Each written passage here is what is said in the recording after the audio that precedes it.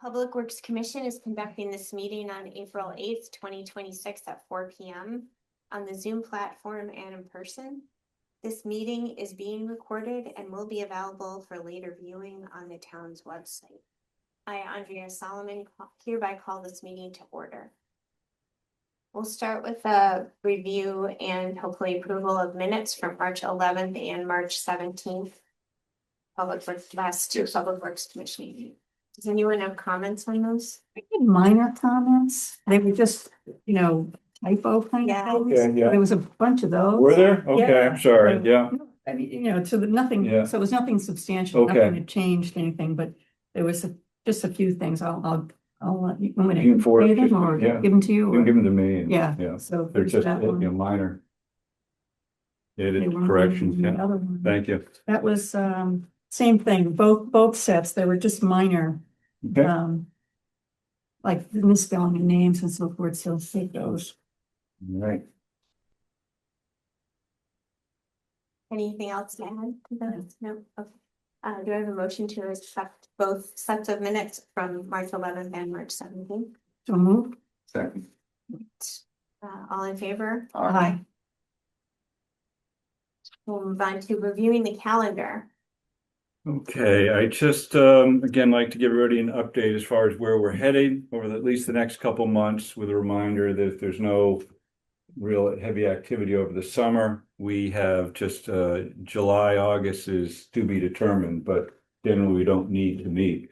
I will put that there's likelihood that we will want to get together immediately before town meeting, I think, as a result of some of the discussions today. So we're looking at, half an hour before town meeting. On the We'll set up 27th, on on the the first night. 27th, first night, First night. and we'll post it and we'll make sure there's a room at the high school that we can convene. So that's just a kind of a placeholder. Beyond that, I think we're looking at in May, a water sewer rate hearing, in June, the solid waste recycling rate hearing. Those are the two high-level actionable items on your radar. Okay. And we don't need stormwater rate hearing. Not stormwater, Even- could be annual, and there may be, we're providing allowance that if necessary in the fall, we could have a rate hearing for stormwater if needed. Yeah, but we only need one when we change a rate, or do we need a rate? Yeah, I believe it's if you're only Even changing if the we rate. keep it.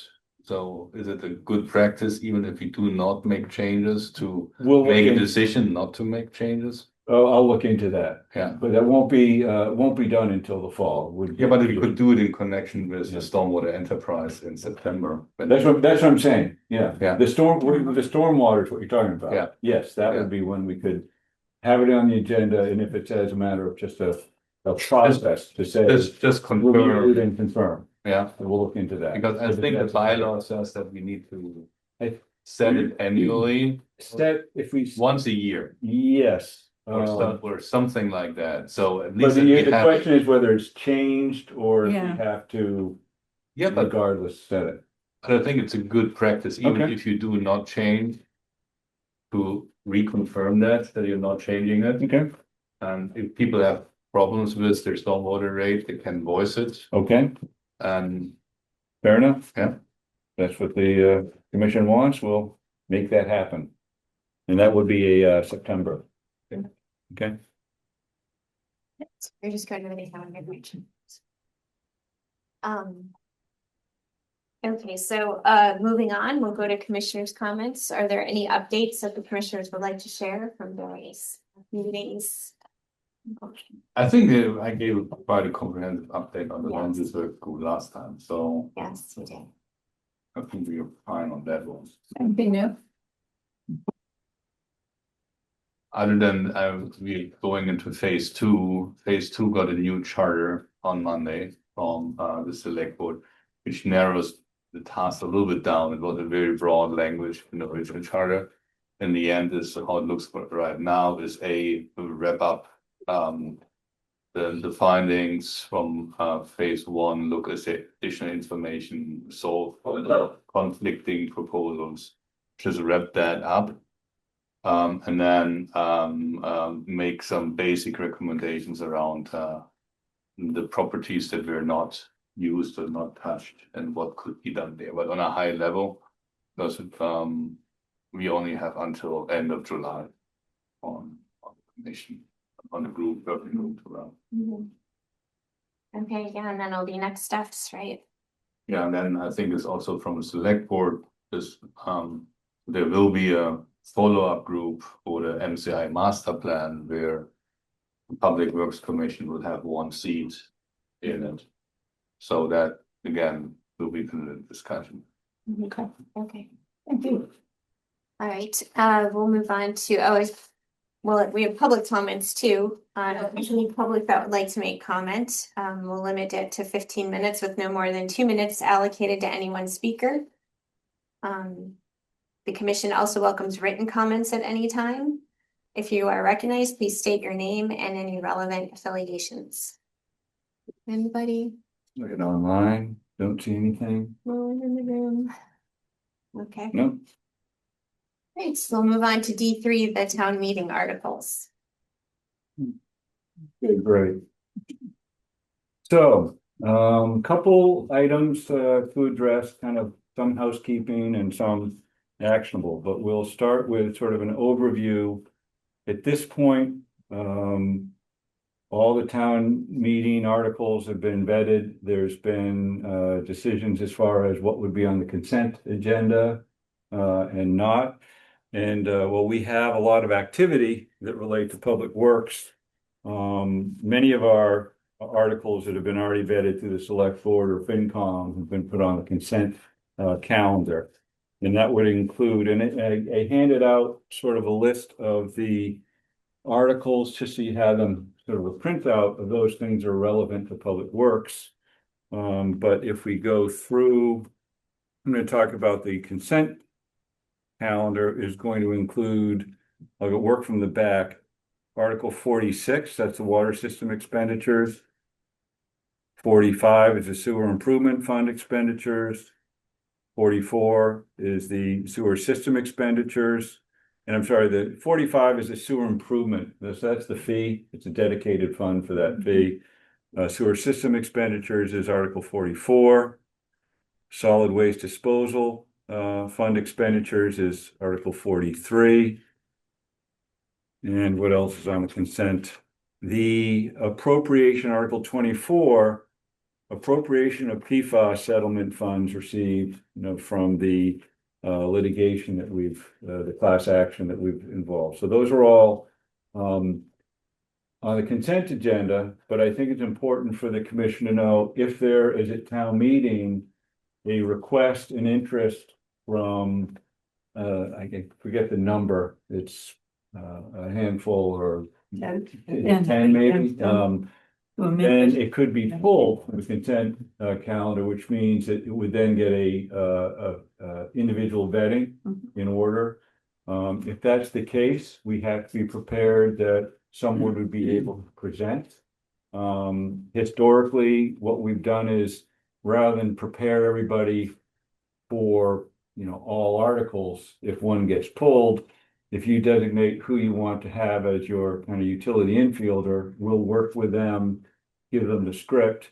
And in essence, it's generally a very brief, succinct overview of our program, and staff is there to answer questions, because if it's pulled, there's likely a reason that's not going to be, as transparent. Because we did go through the hearings, we've answered questions, but I don't think, based on that, the decision is put on the consent agenda. So those are articles to be aware of. I think 41 is not on the consent. Yeah, so I just described what was not on, what was on, and I'll go through the list and we can kind of then circle back. I have things that are not on consent are, let's see, there is Article 41, Stormwater Enterprise Fund. That was pulled primarily based on the fact that it's a new program and of interest. Primarily, that's the only one. Oh, and then the other one that is something which the commission has been kind of pushing through is Article 29. Yep. That's the betterment for the temporary improvements of the private way, on Darton and Right, Dover. Market Street.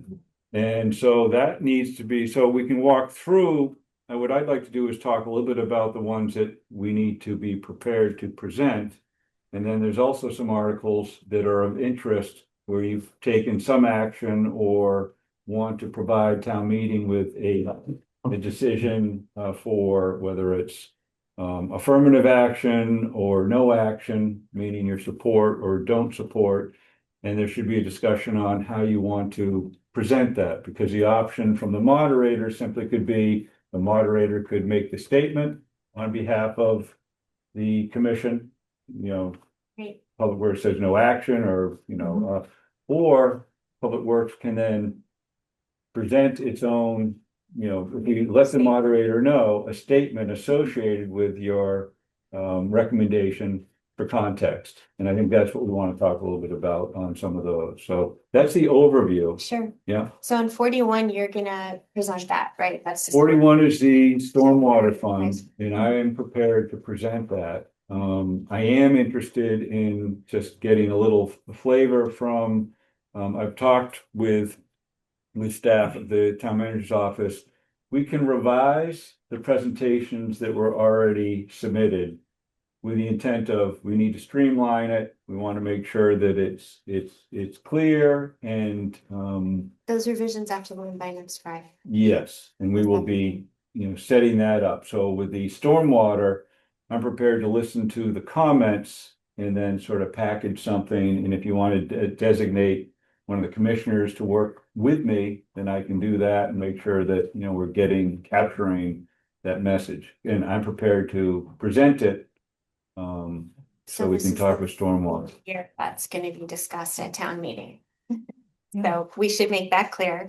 We Yeah. should make it clear Yeah. what people voted for the last 2 years and specifically what they're voting for this year.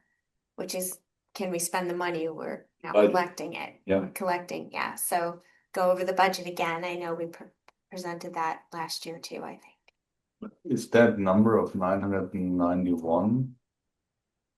Sounds like lower than last year. That is the number based on You what we collected. anticipate collecting. Yeah, And we Okay. want to be very careful as far as, because it's the new fund, we will not be overspending, what we collect, and we'll be managing that. This year, I'll just use the opportunity to explain, there was a little bit of a challenge because to stand up the program, because it was new in the billing system and setting up accounts and a lot of administrative work, we weren't able to push out the first invoices until January. and we And- wanted to do it in November. And we want to do Yeah. it sooner. And because of that, we sort of worked with our finance as well as Department of Revenue to make sure that, we are not going to overspend this budget. When you put with a strict enterprise that's compliant with the state, you have to identify a value that you will not, it will be up to, that you can spend. I will note, when you look at the water and sewer, it's different because we predate, it's kind of grandfathered, our enterprise predates the state's requirements, and it was established, which is just why you never see a number Yeah. in those. So moving forward as a pure enterprise fund, there's certain obligations, including a not to exceed, that we include. So, and part of what we heard at the FinCom was there was some discussion, they were curious about the revenue and what was the source of revenue, so we're gonna sort of update the presentation to include that. I don't think you need to spend a ton of time on like why we have it, because we did that the last 2 Yeah. years. Yeah, But Just to remind them why we have it. Yes, Just one just time. brief reminders and then it was voted on. yeah, a two-step process. But I'm still disconnected on 41. It doesn't say up to. So the motion, we look at the, yeah, It says appropriate an exact amount. And I'm still, so remember there were some questions last time on the certification process, if it would be better to have some kind of up to language in. I will, or not to exceed the fees collected or something like that. that this- is this my the exact link? understanding. There's a summary someone created. Yeah, this is something that was created up Yes, this with might the, not be the the- moderator, but I will circle back on that to make sure before it's finalized that we have that. That the correct Clarity, motion that Yes. you're not Yeah. Yep, having unnecessary loops later on. Since Sven worked a lot on those presentations in the last 2 years, he Yep. could work, you guys could work together on the willing to presentation. work with me on that, that'd be great. Have it in by noon on Friday, the 17th. Okay, it should be. Yeah, I'm Straightforward. traveling Monday through Wednesday, but other than that. Okay, I'll have something before that. Okay, so that will be, that's a standalone. And then the other is the, Darton Street temporary improvements. That, if you, I don't know if you saw the presentation, is fairly streamlined. I think it would be preferred if a, commissioner presented, but it's not required. And again, I've been here so long, I've gone from where it was only the commission, that could do it, but they've got a little bit more flexible. I'm open to whatever you folks are comfortable with. If you want to, have someone present, it's a fairly straightforward process, just a few slides. And, I'd be willing to, sort of create the script, but it's going to be very brief. It's dedicated just to those targeted individuals who are going to be assessed the betterment. However, it's the funding mechanism that the town is supporting, as well as Public Works Commission, agreeing to manage the project. So, that's the only other standalone presentation that is on our radar. What do you guys think? Is it better to have a commissioner do it or? This is not that something that I think Yeah. you should have this. This is a pure operational matter Mhm. where something is running, some costs are running through the town books. But are getting paid by, Eventually. yeah, so. I mean, it really is the town that's helping this neighborhood. Oh, yeah, get this. yeah. It's not controversial Yeah. for a town meeting. And it is something through the Public Works Commission, because you are the entity to review and determine the betterment. Mhm. And that will be a process we'll work through, but we don't do that until we get the town meeting authorization to proceed. So it's sort I'm of fine with you doing it. I think it's pretty straightforward and okay, whatever you get, I'm comfortable, we, yeah. town, you guys worked very hard with the community to get that done. So. Sure, yeah. Not a problem. Okay. Okay, So those are the two really standalone articles. The other issue just to flag is the fact that you have taken a position at the last meeting, or we discussed some of the citizen petitions. Mhm. And so there are a few of them I think we want to sort of circle back to, because, well, last meeting, let's see which one to go through. 30. Well, 30. Hold on. Pretty. So the 30. What do we have? Yeah, 30 is the citizen petition. That's a solar rooftop. Let's hold off on that because that's on the agenda for an action for possibly today. Okay. 31 is citizen petition. No, that's not something to wait in on. That's But the isn't that, it may have been, well, I think No. it is true. it's something Up in the air. PWC Still? didn't take an action on, or yeah. It's Not the oldest. no, I'm still here. It doesn't matter. Yeah. It doesn't have anything. I think to it's do with a 42. 42, that'd be right? good. Yeah, I think it was 42. Thanks, Gretchen. That's the proposed composting ratepayer plan. And well, the commission determined to recommend no action. There was a lot of discussion as far as, do you want to, just present it through the moderator? Do you want to stand up and present as no action on behalf of the commission with a statement? And I think there was a lot of discussion on, wanting to have some visibility of what you know. Let's be clear, people are only going to see what the Are they petitioner present? The present. petitioner will present? They will present. Yeah. And they've also included, and I included in your, just your handout today, this was in the briefing book that went out just recently. They were able to give more information into kind of why they are, sort of moving this forward. And it's interesting because it's basically from their perspective. And I think without the commission providing some other perspective, that's all town meeting will have. You mean the This sheet, is that what you're talking about? That's part of the briefing book. So that's what went out, with some additional information. But I think it is important, given the loaded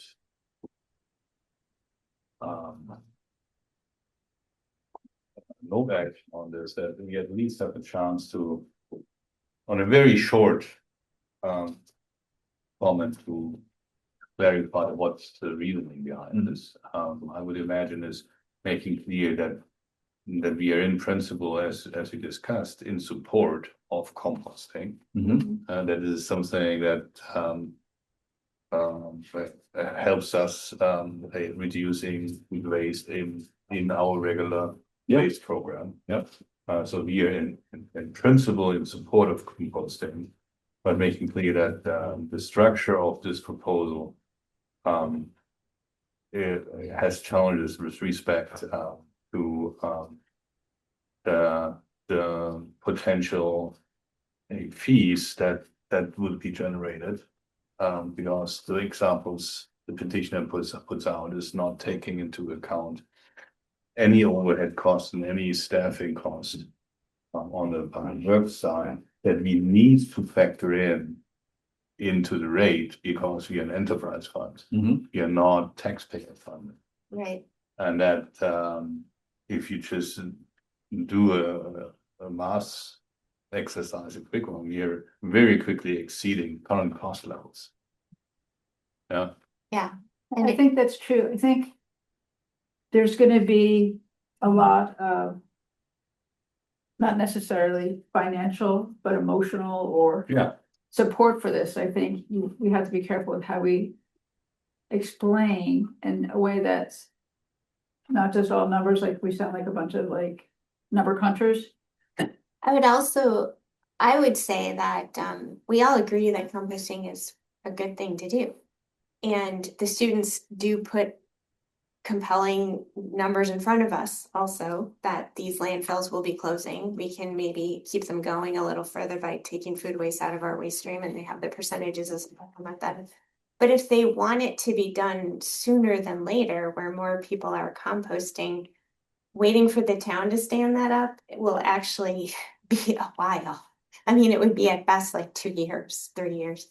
So if they want everyone to do it quicker, if they want those numbers to go up of composting households, then I would really recommend that we say, please go tomorrow, tonight, on your phones if you have cell service, and sign up right now. I mean, that is the fastest way to get that done. Waiting for the town to stand something up could be years. It's not a quicker way of getting it done. It is a good way to platform it at town meeting and get people interested in doing it. I know I'm interested in doing it now, and I wasn't before I heard their presentation. And so if we can put that, besides the money that is not appropriated in any way to stand up that program, the time involved would actually push that out further if people are waiting for that to happen. That's a good argument. I mean, we don't sound like we're just bean counters. Yeah, I mean, we are, because that's part of our, I think it's just, we have to. Just. I wasn't here at the hearing, so I can't talk to it. So which one of you feels like? You just did a wonderful job explaining that. I'll have some practice this Friday. We'll see how it goes. They're presenting in a public forum, so we'll see. So The composting people, yeah. so you volunteer, okay? I will do it if I And if you need prep, I will. Well, she's practicing on Friday, Yeah. so we'll get to see how that goes over, but you're gonna have a lot of. You're gonna be, I think a lot of people that are gonna be there are gonna be people that are already currently composting, Probably. so it's. Well, and then, but I mean, there's also like it doesn't make any sense to put this on taxpayers. There's no way that the town government is gonna do it better than it's already being done. It's being done really, really well by a local company Right. that we can Right. also promote and recommend. yeah, they're recommending using the same company. So Yeah, we have, so they on only, top of that, Right. put, right, so their benefit is the bean counter benefit, right? Yes. That's what they're saying. Right. So they're saying there's gonna be money saved. That's it. That's what they But say. they don't have any data don't to know show that. that, there's absolutely nothing to support that. I know. Well, they don't understand that there's overhead costs associated with it either, They- but They do that's have- their argument. Right. We're all gonna save money. That's their argument. So But we're not. and we're And not. But we're not. Yeah. just standing at the building alone is expensive. We don't do that for free. We actually Yeah. pay to have that done. Yeah. And when we asked them if they had any data as to that the price that was being paid was in fact the impediment to getting beyond 10%, which is still a very high rate of adoption, the answer was no. So they don't know that lowering the price is going to increase adoption No. either, right? No, it's probably education. That's Yeah. what stopped me from Yeah, doing which it. is what you said at the meeting too. but they, independent of this article, I think it would be good for Mhm. somewhere during the next fiscal year, when we talk about the waste program, to get a sense how either we or our partner Waste Management is preparing for that potential time where it's forced by Massachusetts State Mhm. to have composting, and is there anything in between? So we should definitely, no matter what the outcome of that Yeah. is, we should definitely have that. Yeah, it's in our interest as far as the solid waste and recycling and reduction. Yeah. You know, to monitor, track, and be aware of. I will say state has lots of targets, just like Concord has lots of targets. And it's to incentivize, but you know, I often look at their horizon, whether the landfills are closed by 2030 or not, you know, it's out there, and I think it's driving people to consider how we're managing, you know, food waste.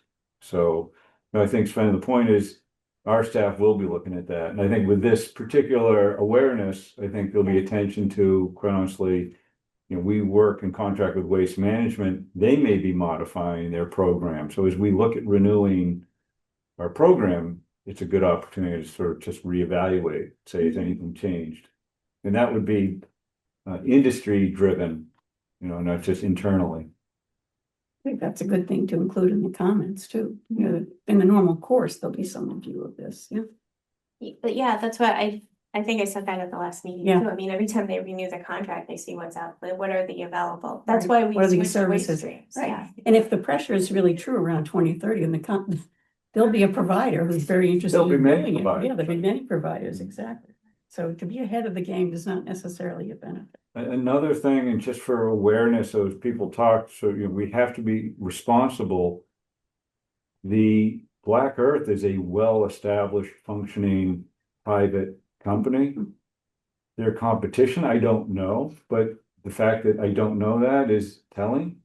And if we go through the municipal process of procurement and or And you have trying to to, look for you everybody. may end Yeah. up getting a newbie who Mhm. doesn't have all the kinks worked out, and that's another risk of just, you know, It's a lot waiting more for, yeah, Management, monitoring. Yeah, customer that's service. right. There's a lot to it, which is why Black Earth does such a great job, because they've been working towards that.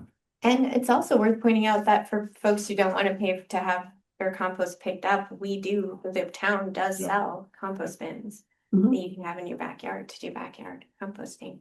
And they have for yard composting, they have the landfill sites. And those are things we can also maybe more actively promote. You know, that is something we're doing. It's just a question of if there's that interest and it's renewed because of this discussion, then we can look at that. That's not a change in our program. That's just ramping up part of our program. You know how there's typically before town meeting, there's the pros and cons of the articles are put into the paper? Like for or against, That's before the vote, if we vote on it. if there's an override, right, they have to do that. So, Would there be? I don't think they have to No, go they to don't have this. to do it. No. Okay, No. I just thought it would be, That's funny about it. Mhm. oh, yeah, it should have about another time. All right, But we could always, but either the people who are the petitioners or potentially, couldn't we put out our own? Piece of paper and It's have it in the questionable, material? I'm not sure, I think the issue was now that it's. You know, kind of germinate a bit, I think the statement is something Andre has volunteered to Yeah. craft, and Andre will work with you too, if that's helpful. That's important, I don't know, we can look at, I don't know what information we can compile quickly that's as, you know, accurate, other than just basically stating what we're saying. I think as possible, your last point, I think you have to be clear is that town meeting and the voters in the room understand if once this is approved.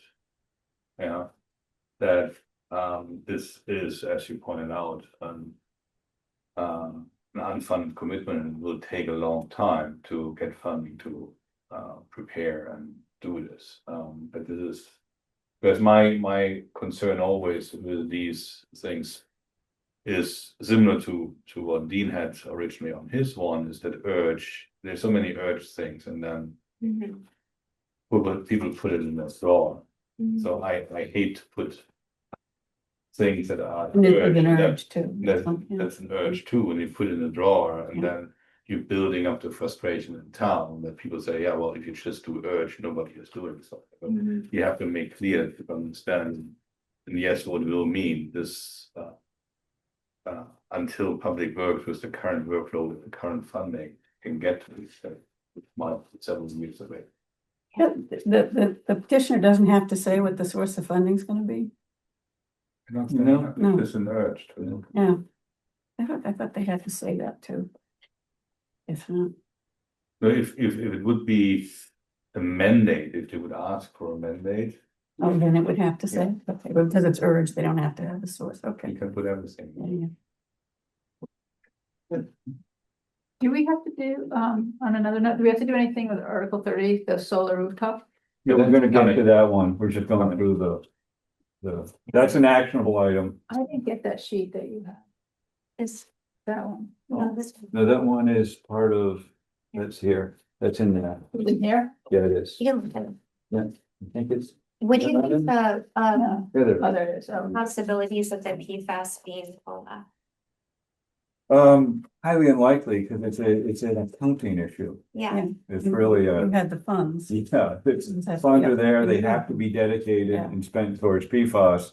And if they were, that could be another, we'll be available and we'll Yeah. have a presentation. people might be interested or excited that we actually got a settlement on it, Yeah, but I think that's been in the newspaper Yeah. too. Right, anything else with yeah, on the articles and position, so Andre, you're prepared to make a statement for the compost. The other issue that we discussed last meeting was the municipal buildings. The reserve, What's that, that's for the funding to Yeah. do the studies and Yeah. planning? And 100,000 or whatever, that one. yeah, that, which one? I think Well, that's. Well, that's Mark Howell with me being standby. So the question is, it's another opportunity as a, interested, commission. Where you could simply, I think it was to recommend affirmative action, but it's also an opportunity if you felt. Like you wanted to make a statement, you could do that as well. That's just, I want to put that out there. You have the option of moderator just stating. The commission, recommended affirmative action. You could stand up, say on behalf of, we're recommending affirmative action. You'd say that with a statement. So that's because we've discussed it.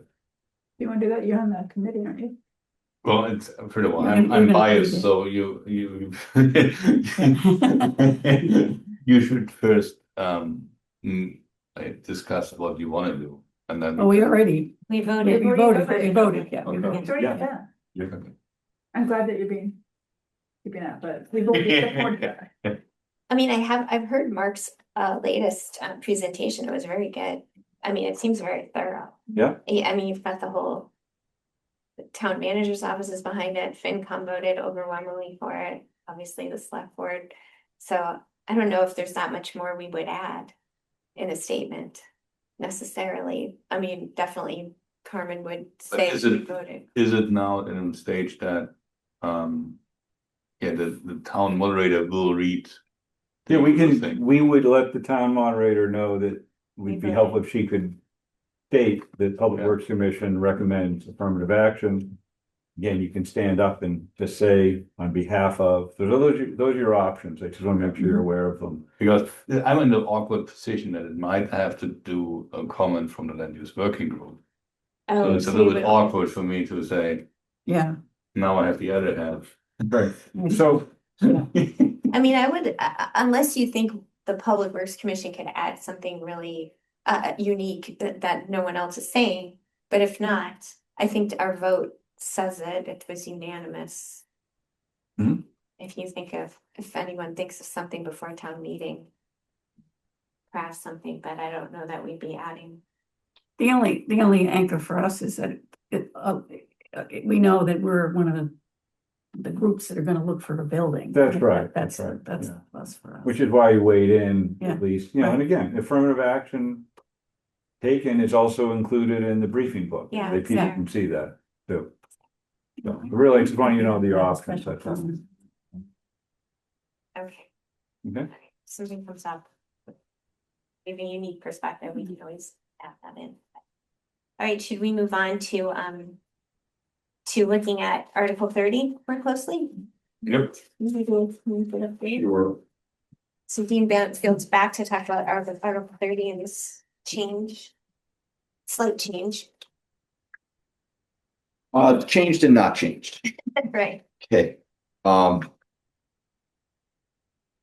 One of the characteristics of our meeting the last time I was here was that there were concerns about having this be a bylaw and that the town would have limited options to very little wiggle room regarding changing it. They would have an annual process of coming back to town meeting and asking to either modify the bylaw or get rid of it, or because it's something that would have been implemented by town meeting and could only be changed or destroyed by town meeting. In consultation with the moderator, I asked her if I could dial it back a little bit and just recommend or urge the select board to institute the same regulation as a policy. And they would then have the executive authority to change whatever the wording is that's coming in front of town meeting if they decide that it's not, that there's some clauses in there that they would prefer to change. They would also have the ability to change it in the future without any oversight from town meeting or anybody else. They wouldn't have to go to the attorney general to change it. So it provides more flexibility to the select board and to the town to implement it. But the way it's being proposed is fundamentally the same as it was before. The goal is to basically follow through on a recommendation of the Solar Task Force, which is that we have solar panels on buildings. It's one of the very few opportunities that we really have that are, well, you know, are reasonable in cost and get the job done in a way that is financially viable. The only alternatives that the light plant has are ground mount, which is financially viable, but for which we have no land, or canopies, which are very popular and everybody wants, but they're not financially feasible. We would never be able to get return on the value of the energy produced to build what amounts to an entire building and just to put panels on. Just would never be able to do it financially. In the same way that you're debating your concerns about whether or not we can stand up a composting program, panels on canopies just do not fly. Within the municipal light plant model, they don't fly. So rooftop is a place where it makes sense. It just makes financial sense. It makes operational sense. You save money on your electric bill for that building as you're going along. You bake it into the construction project so that it gets done right out of the gate. And you don't have overlapping authorities. You don't have, like we're trying to do at CMS right now, which is you have the light plant trying to manage a project that's on a building that's really managed by a totally different group. So that creates chaos. So yeah, so this is basically the same. It's the same text that I had before, but I'm just giving the select board on which I will sit. That was not, when I put this out, that was not a done deal. But it's basically the same thing as I had in front of you before. So is it a policy or is it a bylaw? It's policy.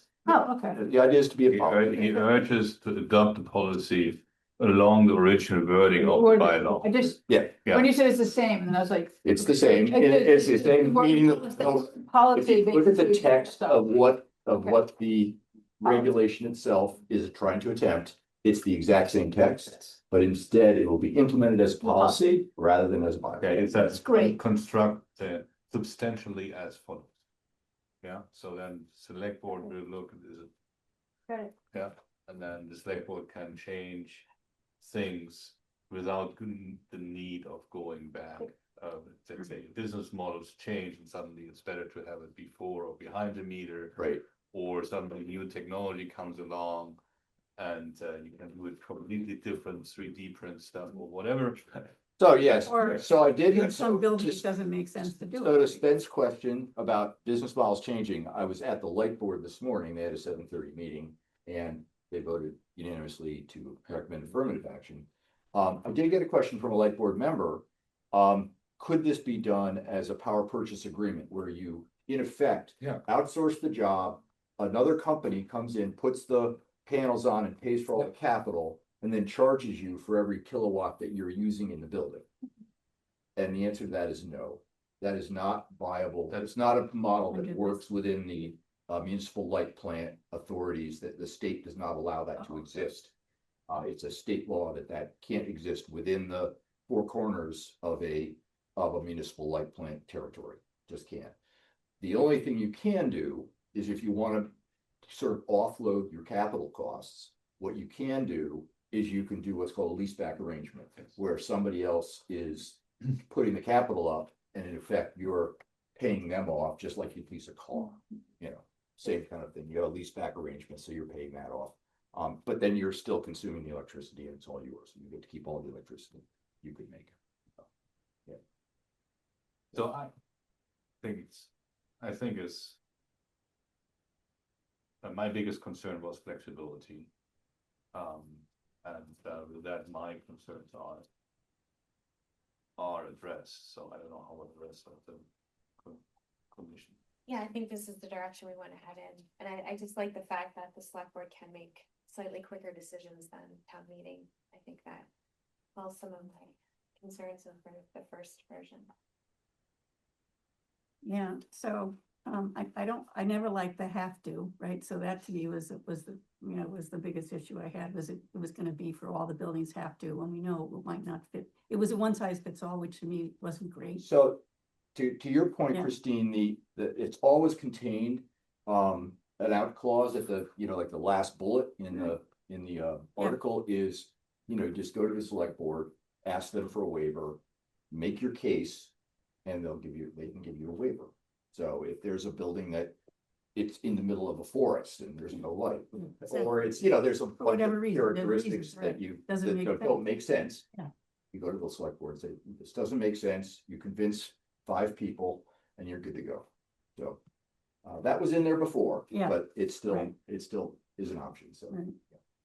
And it says substantially as follows, so the select board can look at this thing that you've urged and make their own choices. they can can completely alter this. reword it. They can decide, because they've been urged, they can decide not to do anything. As Mhm. Sam said, put it in a drawer. I would prefer not to see that happen. So I will make my case that it not happen, You but sounded very positive about What's that? They sounded very positive. They about it. did. Oh, because they voted on this. They did, they've already voted affirmative action. I'll give you my laundry list so far. The CAC has voted for affirmative action, the light board, the select board. I haven't heard yet. I've got to go in front of, outside groups like Concord Can, which I can expect will probably be all in for it. So, yeah, I'm doing okay. I'm running the table so far, so. Alan, any observations from your office? No, one I'm gonna say is I'm hearing that the speaker is not picking us up particularly well, and I don't know if it's on the other end or not, but it just, I'm speaking up because of that, so as we talk. That's one thing, I just got a tech.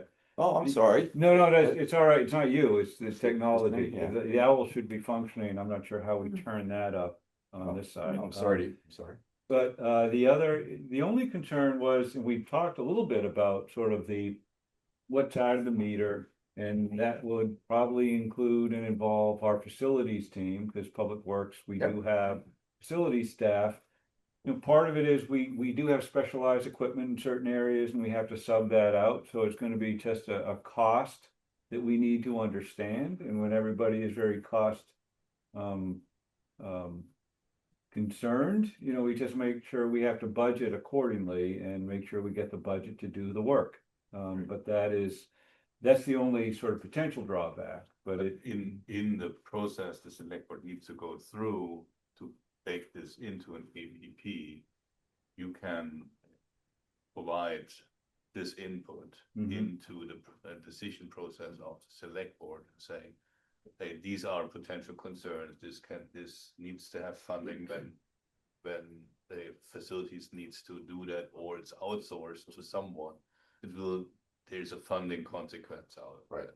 Right. So I think this is something you can put towards the select board, and if the numbers don't make sense, you push for exemption. Yeah, and so what is that process? So if the select board, if the town meeting says yes and they do this, what is the APP process? I'm not familiar with it. Yeah, I don't know the full legal consequences, but normally when you do a APP, you have several rounds of, say, drafting, discussion, public input, and so on. And then, so if you look back, the last one they touched or changed is APP 10, where it was Monday. Yeah, there is multiple iterations over that process. This is the one that say, how do you seat the volunteers in different I see. committees? Yeah. Oh, yes, okay. I think this again and again has iterations, and All right, so there's room for debate there's on room, this there's definitely room for debate. and input from groups like Public Works. And it gives the flexibility if suddenly that there is no money or Right. whatever, that we get majorly crushed financially and things are not working out, then to Dean's point, there's always an exception here from the select board. Okay, great, thanks you. So should we need to change the vote, otherwise there's no action vote on the records. That's right. So, Oh, here we go. the wonderful There's a wizard. Technology. There's a mute button over on this no, side. don't press that. Oh, yet. there's a plus button. But that's for volume coming in, I'm not sure that's volume coming out. So that's where we will hear. So Oh, is it any better now? I can hear you. Sven, could you say something? Because I couldn't hear you. Uno, dos, tres. I'm fine. That is definitely a little bit better. Okay, we have to speak up then. Okay. All right. Yeah. So, I would, make the motion, to recommend affirmative action on Article 30. And it, All in favor? Aye. Sorry, we cannot hear you at all. No, I They don't- just voted affirmative action unanimously On Article 30. on Article 30 to recommend affirmative action. Okay. Thank Thanks you. so much. Thanks, Yeah. thanks. Appreciate it. I have a whole presentation ready for you guys. You need it, it's all good. I'm not sure. The control for the owl is, where that is? They've had an entire meeting and now it just comes up that you can't. There's no, it's You were the only thing they wanted to hear. You were the hero of the day. Sven is taking a look, Paula. I just don't, did the volume change from the beginning or was it just low the entire time? Initially we could hear you and then it got very, very faint. And I can hear you well, Alan. I just can't, I don't know if you're sitting right next to the owl, but I can't hear other people. Can you hear me? This is I can now. Yes, Gretchen. People just need to speak up. Try it now. It how's now? Sven, I can hear you. I cannot hear Christine. Try Hello? again. Yeah? Can you hear me Okay. now? Yes, I can. Yeah. Well, it was I not think on you just the have to owl. speak up then. What are you doing? Was the owl? Was not on the owl. Oh, not the owl, so we don't, Also. So the owl wasn't turned on, you're just picking up on the computer, that's what the problem was. Oh. There we go. okay, Okay. all right, thank you, Sven, our IT I guru. think before, that's an Yes, invoice. there you go, send the invoice. Renaissance man. Funny. Okay. So, All right, so we're moving on. Oh, so D5, election of officers. all right, let me give you just an overview, an update. So every year, there is a protocol where boards and committees will look at their officers and they'll generally rotate the vice chair, chair positions. Some committees don't have a vice chair, so it kind of varies. Well, it is sort of a practice. It's not a requirement. And I know there's been some discussion. I want to be kind of very clear, teeing up where are we going in the next year. And I think if everybody read the breaking news in the Concord Bridge, one of us may not be here. And Dave is already traveling. I'm not talking about him. But I think there's been, some discussion as far as how best to kind of maintain a certain, continuity. And I kind of just offer that, well, there's certain norms, they're not rigid. And sometimes boards and committees elect not to turn over the officers for, reasons like I just described. So it's not unheard of. I want to make sure that you just were aware of that as an option. Certainly, it's not, something we normally practice, but it is in keeping with, what we've seen elsewhere. So with that, I think we are teeing up an interesting year. Where there will be a transition in public works with senior management. That should be expected. I think there are a number of items that are kind of, very interesting and, whether it's the land use activities that are happening. I think the attention on finance and financial planning, and Carrie LaFleur is talking about developing programs, and I forget what she called it, but basically, Aaron McCloskey, can you recall, what's the term Carrie was using for budget-based? Zero-based. Oh, Zero-based budgeting? budgeting. Not No? zero-based, it was a sort of through the programs, but so it's gonna be a little bit different. I think finance is gonna be a very high level, sort of, need. I know we're working with Paula Bertram, our new, business manager, developing systems so we can track things. I'm just, the term is not coming to my attention, but anyway, I just want to put that out there that with this commission, the routine, but I think some of the focus on some high visibility things are still going to be kind of front and center. We knew that last year going into this year. The issue with MCI is probably going to kind of peak as well. You have to deliver on the roads. The Route 2 and the roads issues, so a lot of those attentions, just I put that out there, that's gonna be some of the heavier lifting. Not above, the talent we have in the room, but just it will be interesting with some of the transition. So that's my 2 cents. So look at the discussion from select board on Monday on APP 10, Mm. when they talk about it.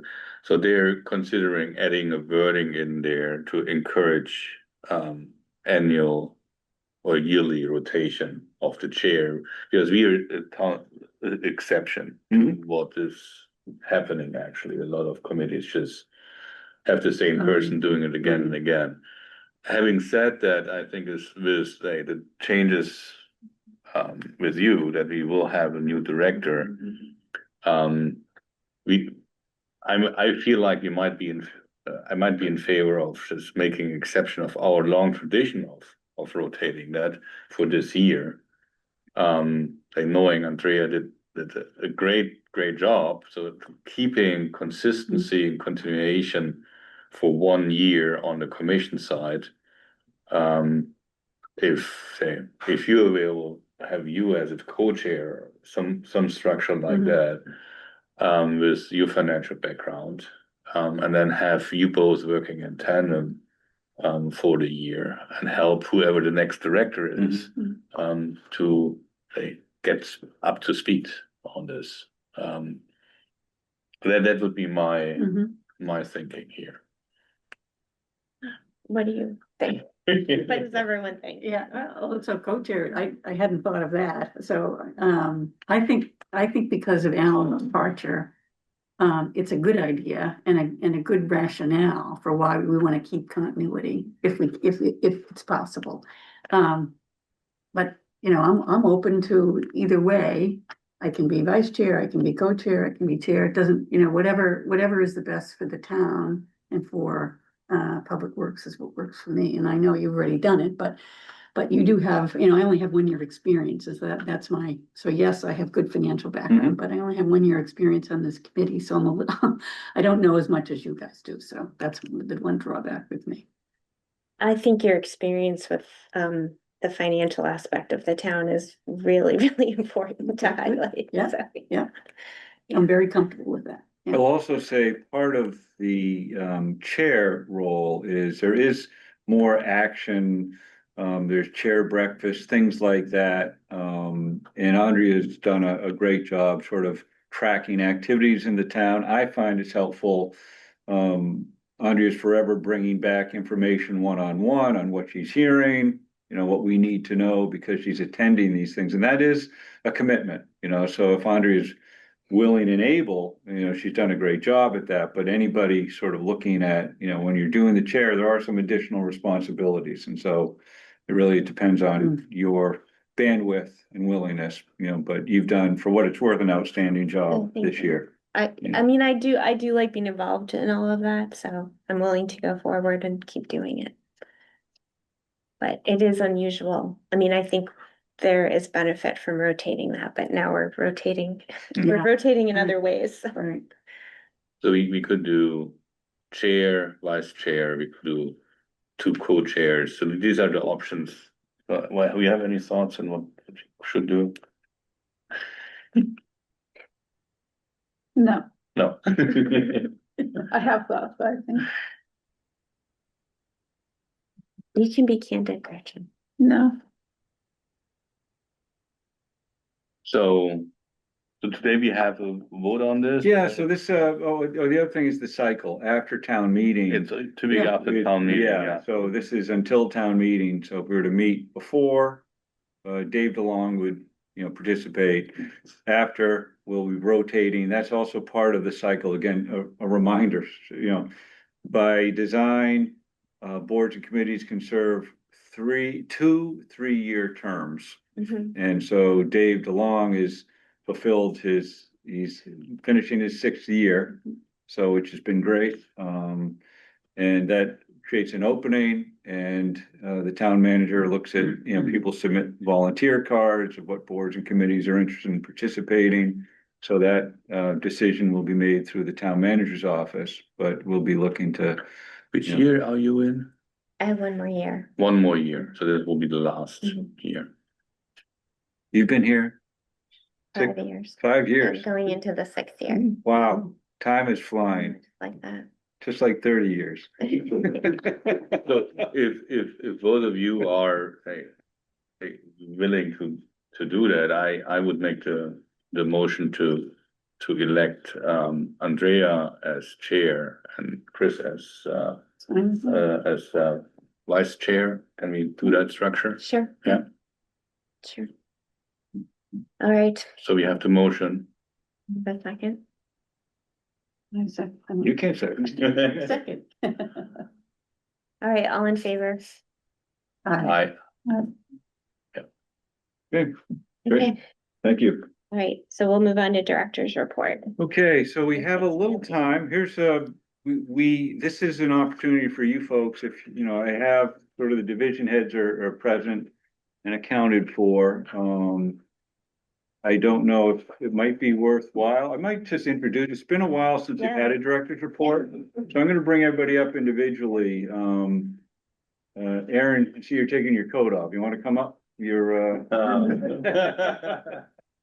like you're ready for movement. So, why don't you come on up? Aaron McCloskey, Highway Ground Superintendent. Reminder, all of the, areas under his responsibility, it's cemetery, it's parks and trees, it's Snow removal. snow removal. I know. Yes, I think we might need a little. update Yesterday on morning, that. I thought you have to bring out the stuff Getting again. close, yeah. Getting close, but Aaron, I don't know if there's anything you want to highlight as far as just kind of importance, but also if you have any questions for Aaron on some of those areas under his authority. Sure. Aaron McCloskey, Highway and Ground Superintendent. So my division oversees right of way maintenance, so everything, the roads, sidewalks, downtown kind of areas, open space, public parks, public shade trees, which is any tree planted within the public right of way. Also town trees, which are trees planted on town property outside of conservation land. Fleet services for public works and other town departments, excluding police and fire. Managing the solid waste and recycling contracted program for curbside service, as well as cemetery operations, Sleepy Hollow, and maintenance of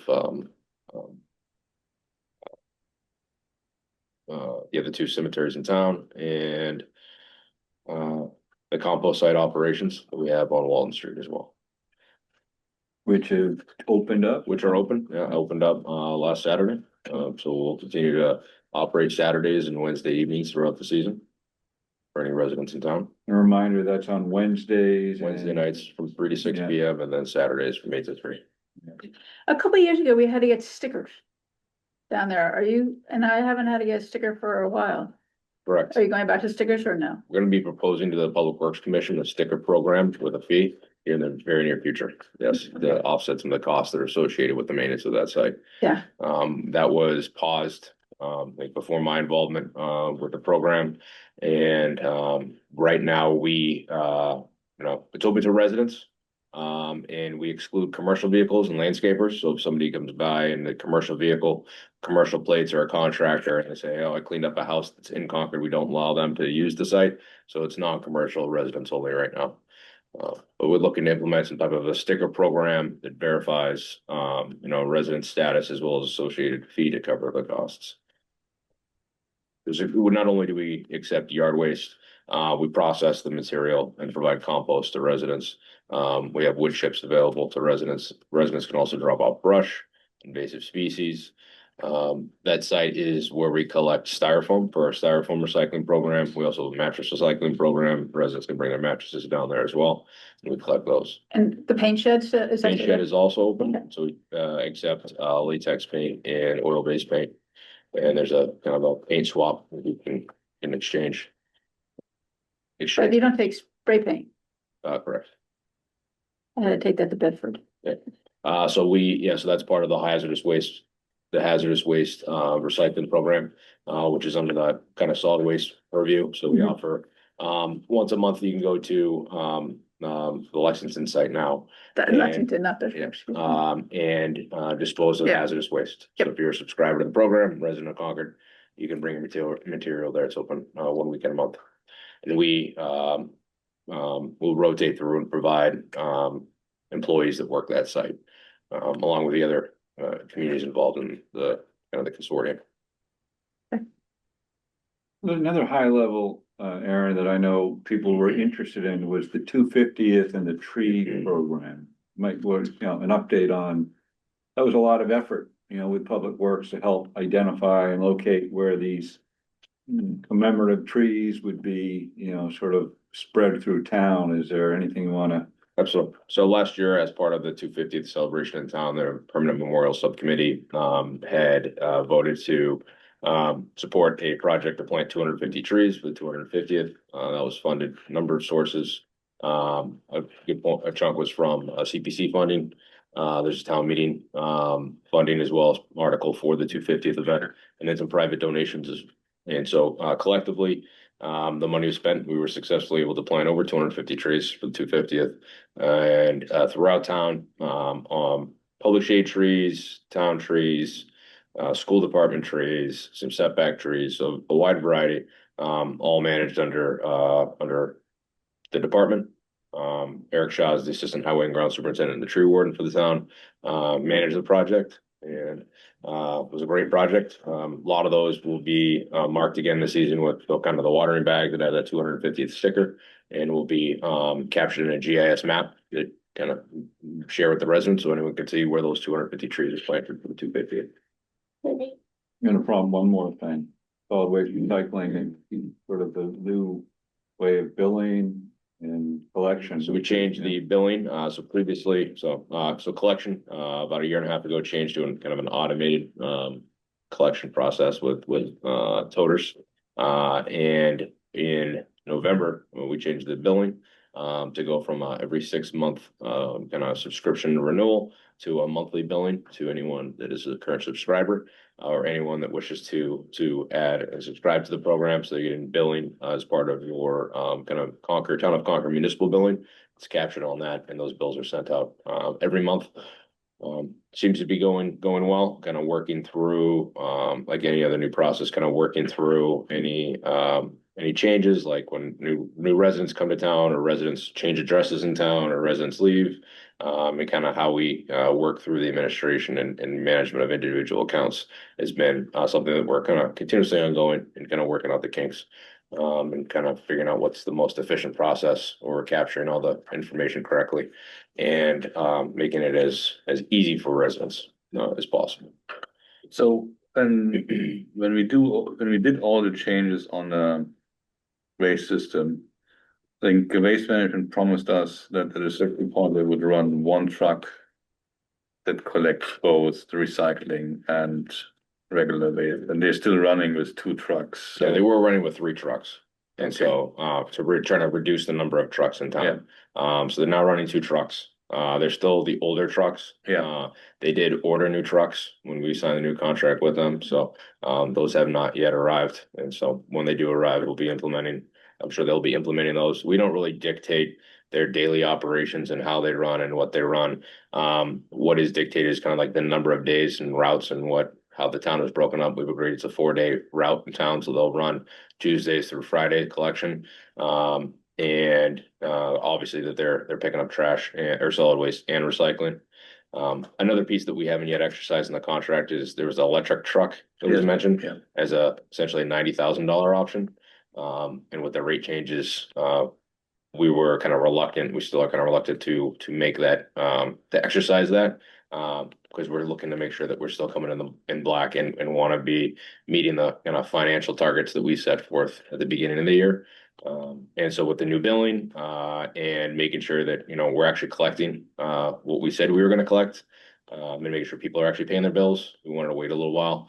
It also took some time for Waste Management to set up the infrastructure to be able to charge that truck locally, because I was coming out of Londonderry, New Hampshire location for them.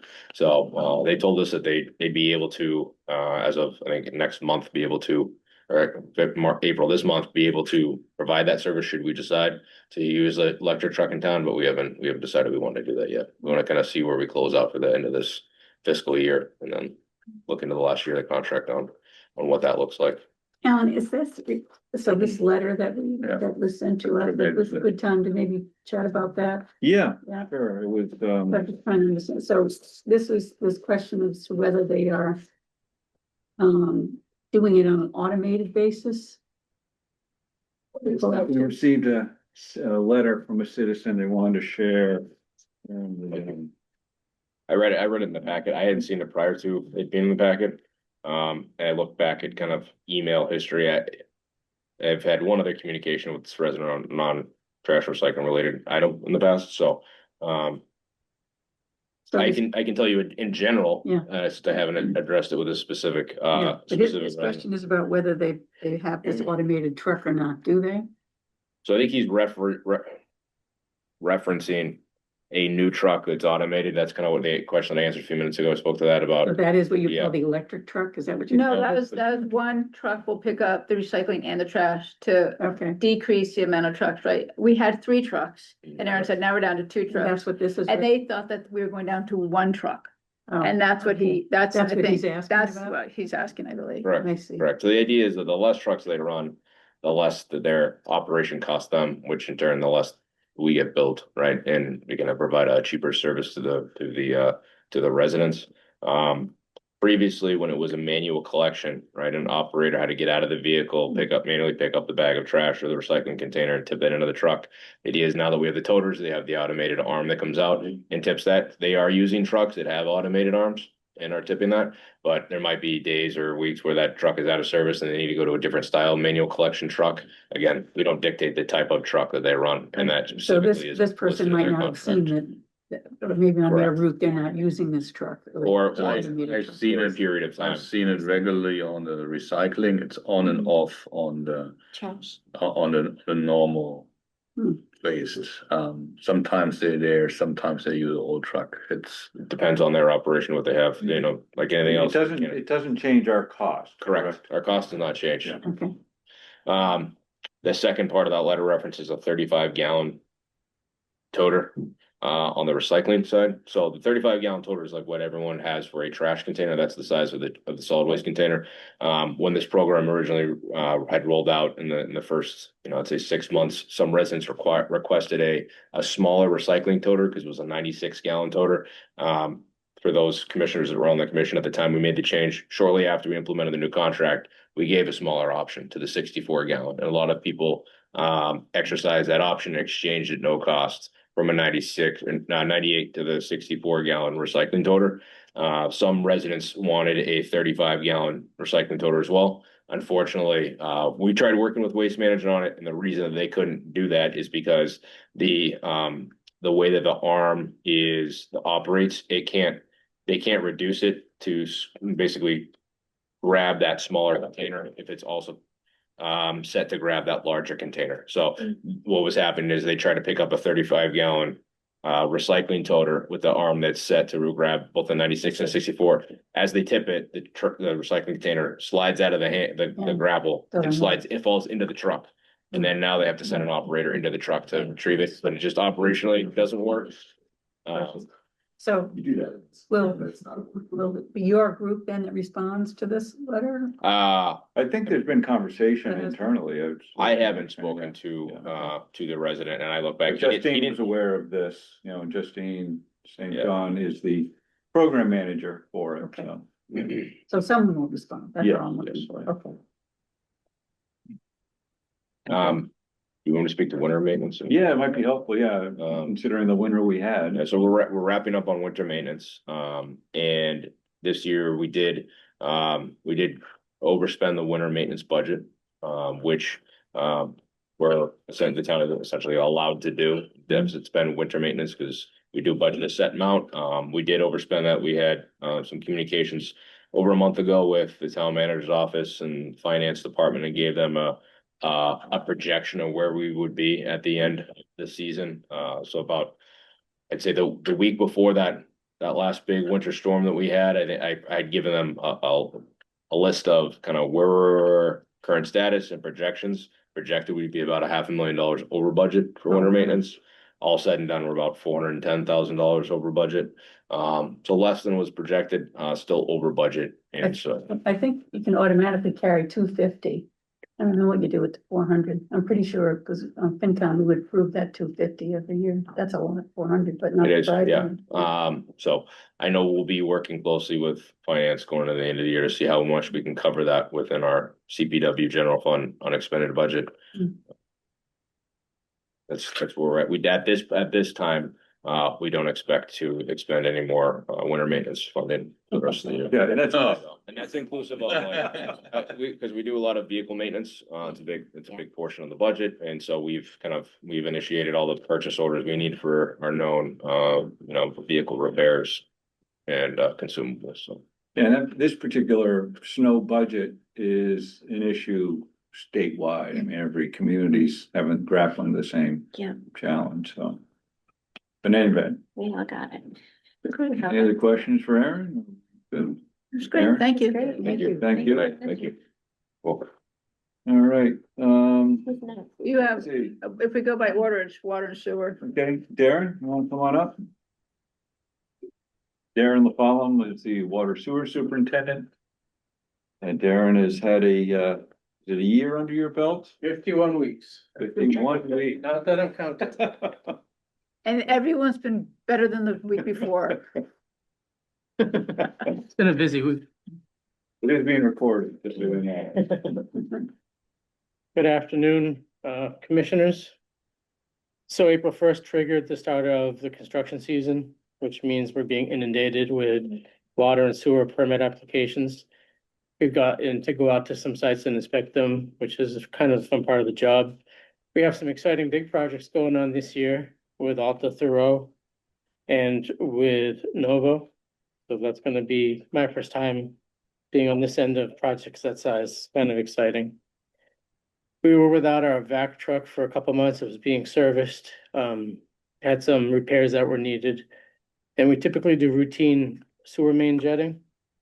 The importance of that was highlighted when we got the truck back and we received a sewer backup call from a restaurant near the intersection of Main Street and Commonwealth. So the guys went out with the vac truck to inspect it and to start jetting out the main. And it was clogged with grease because it hadn't been done for a few months. And it caused some sewer to flow up through a manhole cover a couple hundred yards away onto the street.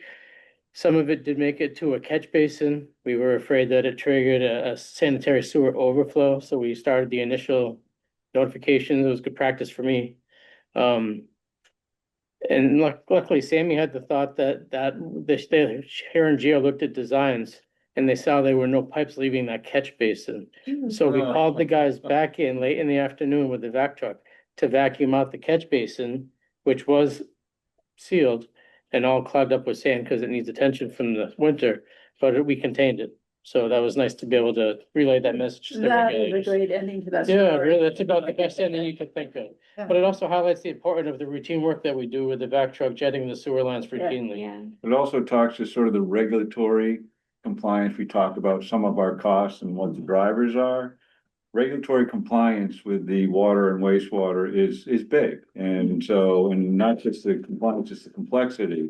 When you deal with an issue of a release or notification, there's a whole series of activities that, you know, at any hour of the day could be triggered, you know, so it's just part of the day-to-day, but for Darren's benefit, at least it wasn't catastrophic, but going through the exercise, it was almost like a tabletop, Yeah. you know, so. I was good. I got to see the timeframes that I'm supposed to be notifying people within, so it was good practice.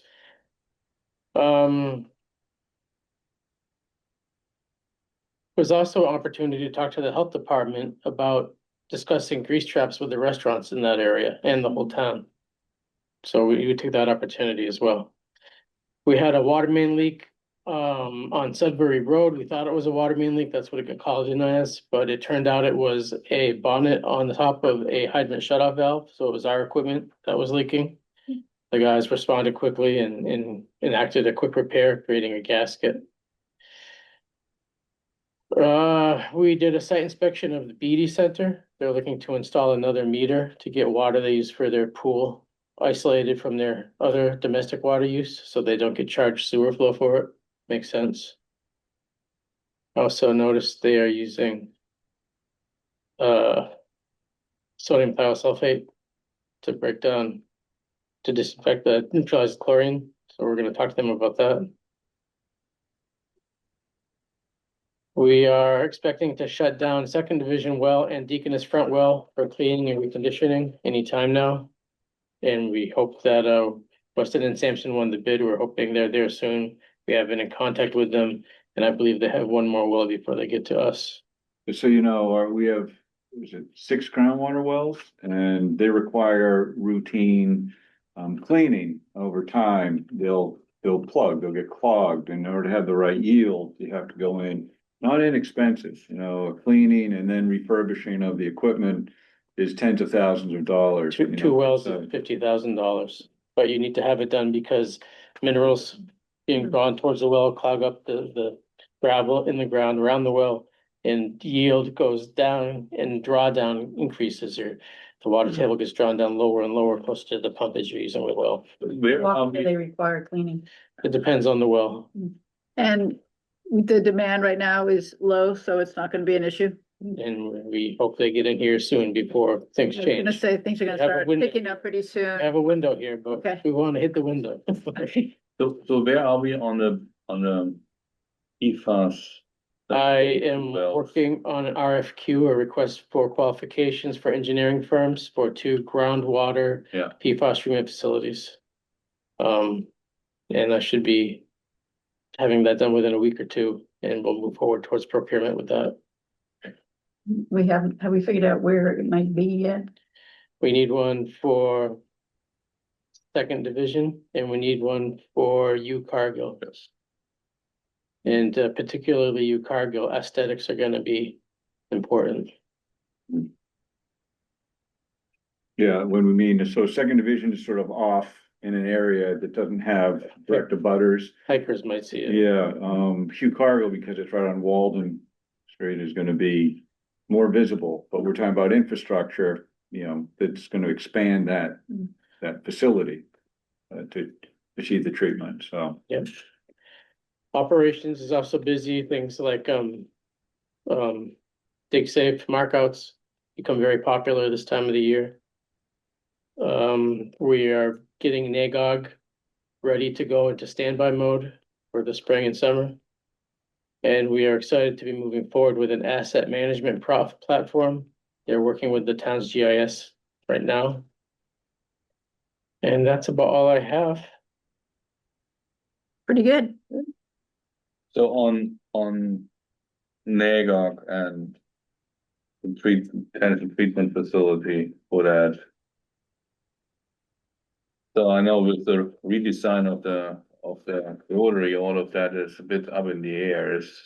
So we have, it's just it would be a reminder, but this has been such a long saga. We had identified a treatment facility to be located on the municipal light plant property, just west of the rotary, between the rotary and the light plant building. Where the excavator's been sitting and working for the That's right. past. When we started having more serious conversations with Mass DOT on their redesign reconfigurations, we've been talking about MCI redevelopment and how that has to be considered as part of the reconfiguration.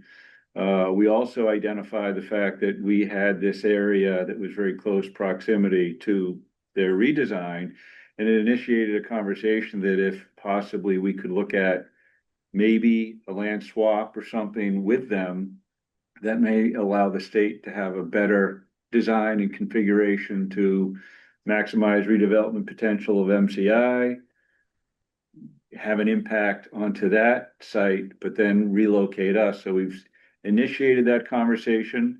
Matt's some of their preliminary design is actually factored that in, and it's sort of seen some enhancement. So that's a work in progress. One of the reasons, Sven, that we've decided to prioritize the groundwater wells for PFAS treatment, just to recall, we had got town meeting authorization for $50 million a few years. That's for the treatment. And we didn't have the phasing, but it was for NAGOG, it was for 2nd Division and Hugh Cargill. We decided we'd proceed with the groundwater supplies because that's in our control, and it just talks about the phasing. So that's where we stand with that. So we have property that they want and we have property right they size could and potentially so forth. benefit Yeah. to expand or modify their configuration. And they have property we want, so we're swapping. So we're working with, it's interesting, with MCI, we have DCAM, Department of Capital Asset Management. There's another M, Maintenance Management. That's a state entity. We have MassDOT, which is a state entity. And we're all kind of working in partnership to try and optimize. This is the right time to try and right size fit all these pieces. It's very unusual, but it's just, I'd say opportunistic on all parties to say, is there a better way rather than put Where's this the constraint? land that they want? Where is it? It's literally where that pile was, that Oh, was okay. very controversial. Yeah, Behind the That gas area- station? Behind the gas That's station. the area that we had So we identified. might give them that and they would give us something else. Exactly. Okay, But this is where you wanted to place the treatment facility. yeah. That would be where the Yes, water treatment exactly. facility is for NAGOG. Well, it's you know. much better than us having to acquire property to build. Oh, correct, Yeah, correct. yeah. Well, anyway, that's a work in progress. One thing I forgot to mention as far as operations being busy also is, they've in-house installed 20% of our 5,600 water meters since last fall. So they're doing a great job with that. Yeah, that is in-house. So we were originally thinking we might need to outsource all of that work. Still considering it, And so. because right now we're on a 2-year pace. Mhm. And we could outsource it. It's only $110 typical price to outsource it, and they handle all the communication. Mm. So it's good value. So we're still thinking we could get it done within a year if we outsourced half. So still weighing those benefits. And speaking of NAGOG, one possible path forward that's gonna have to happen, if we ever plan on using that source, is to have the intake repaired. So I'm starting to look in that direction, and I will be procuring an RFQ for engineering support on that. But there are also legal things going on that front at the same time. So are we in dispute with the prior? Yeah, I'd say it's premature to Yeah. offer anything at this point. Okay. I know when I say something he doesn't want to say, he gives me that look. And Okay. If the intake is, it's always about NAGOG, I don't know why. and if, yeah, NAGOG's like since I went out there with you last summer, I forgot to be in my bonnet about it. Could we keep the intake where it is?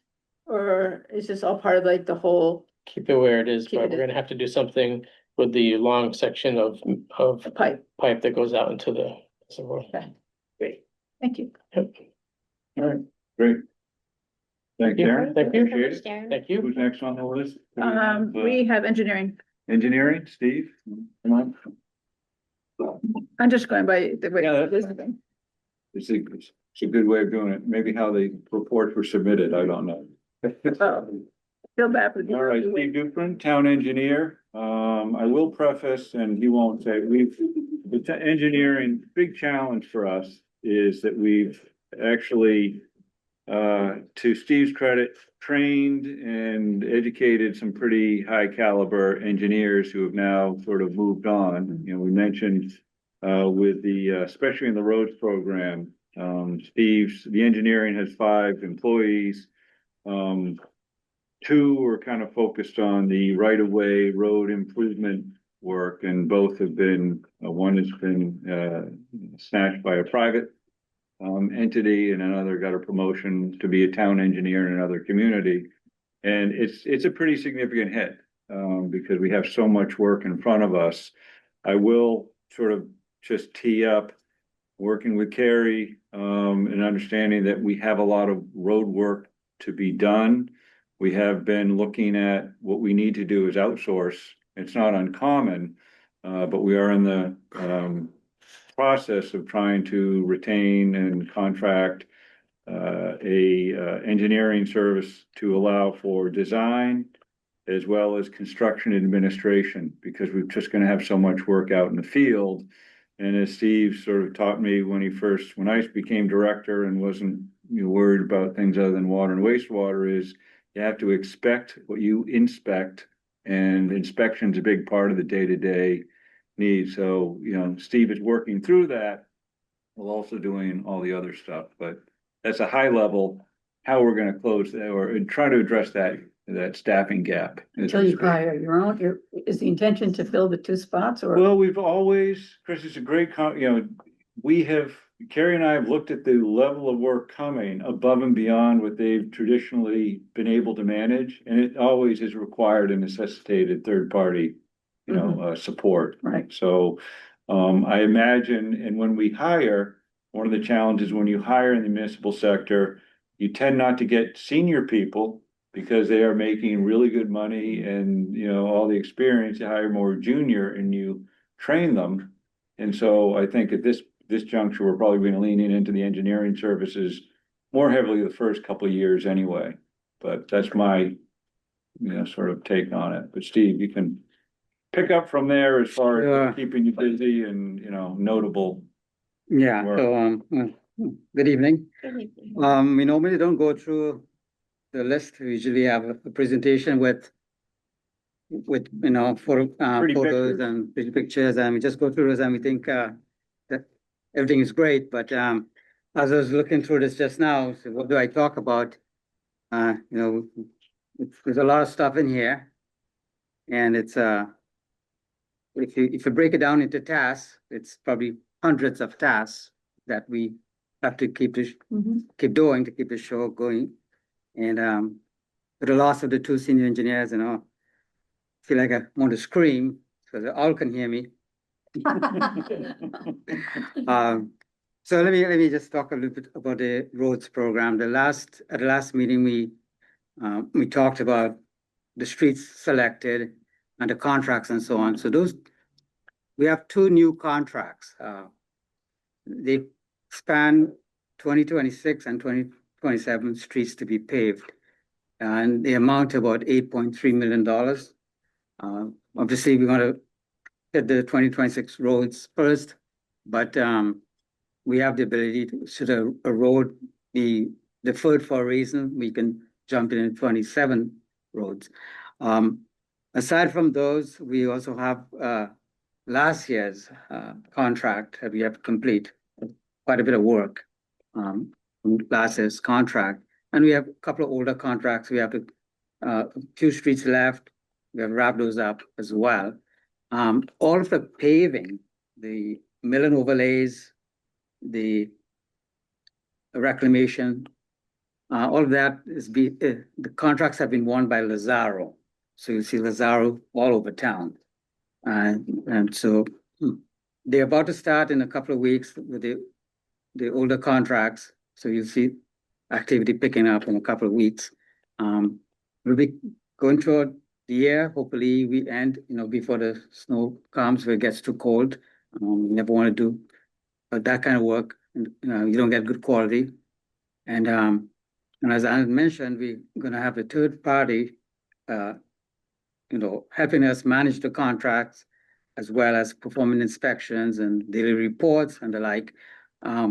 For quality control, we'll have the testing of asphalt mainly, sometimes compaction testing and so on. We also have in the program within Lazaro's contracts, some preservation work, including microsurfacing, fog sealing. We also have an older contract with some of that as well.